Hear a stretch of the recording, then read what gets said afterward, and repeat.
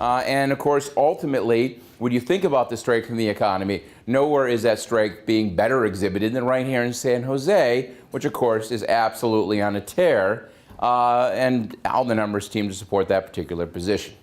In terms of where are the jobs growing fastest, Sonoma top of the list, slow San Francisco, and right down here in number 6, San Jose, about 2.5% year on year, about 22,000 jobs in the area, above 900,000. San Jose right in the middle of things. By the way, a few months ago, you were actually near the top of that particular list. There has been an odd slowdown in growth in the area over the course of the last 4 months or so. I think some of this is statistical. I think it's going to get revised out of it. And I think some of it's real because we have seen some slowing, particularly in some of the high-end manufacturing sectors. We'll come back to that in just a minute.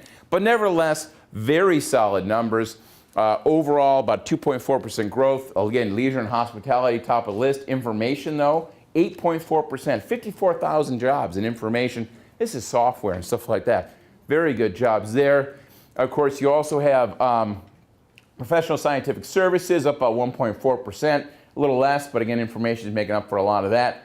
But even your manufacturing sector, both durable goods and non-durable goods, where is that? Right there, non-durable goods, actually doing considerably better than the state overall. Manufacturing here in San Jose actually seems to be missing some of the overall problems in the state, largely because much of it is on the high-tech and ag side, rather than, of course, being in more traditional manufacturing industries like, say, aerospace and apparel like it is in Southern California. So some of the problems are clearly missing here. That's doing fairly well. And there are lots of solid sides. Look at taxable sales. San Jose was the first MSA in the state to see taxable sales get above previous peak. That trend has continued. Spending is much strong right now. And this is average pay in Santa Clara County and San Mateo County. Look at this particular number, right? You hit the recession, it was about 85,000. 2 years, it came down to about 83,000. Over the last 2 years, it's now about $97,000. That's average pay in San Jose as of the end of 2011. And even the number of firms in the area have continued to grow. Again, people starting new businesses. Things are moving forward, folks. San Jose is in a very good place right now. Exports, of course, are helping the show.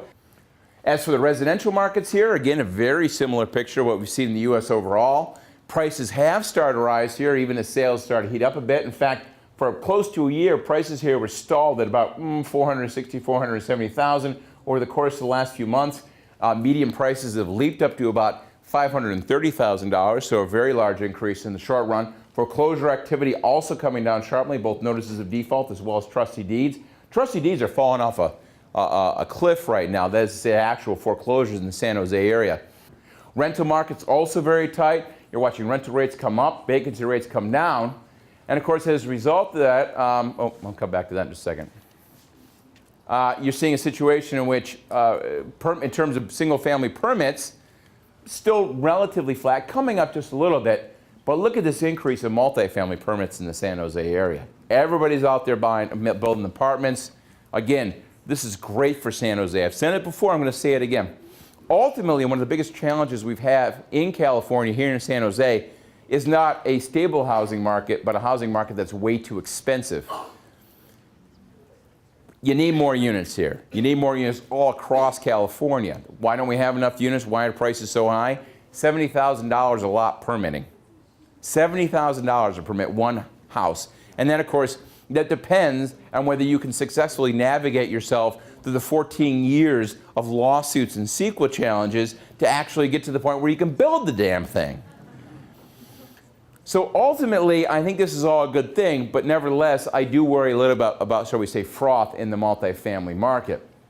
As for Bay Area office space, very similar. You have seen some tightening on the rent side, but overall vacancy rates still relatively high. San Jose still running in the 20% range.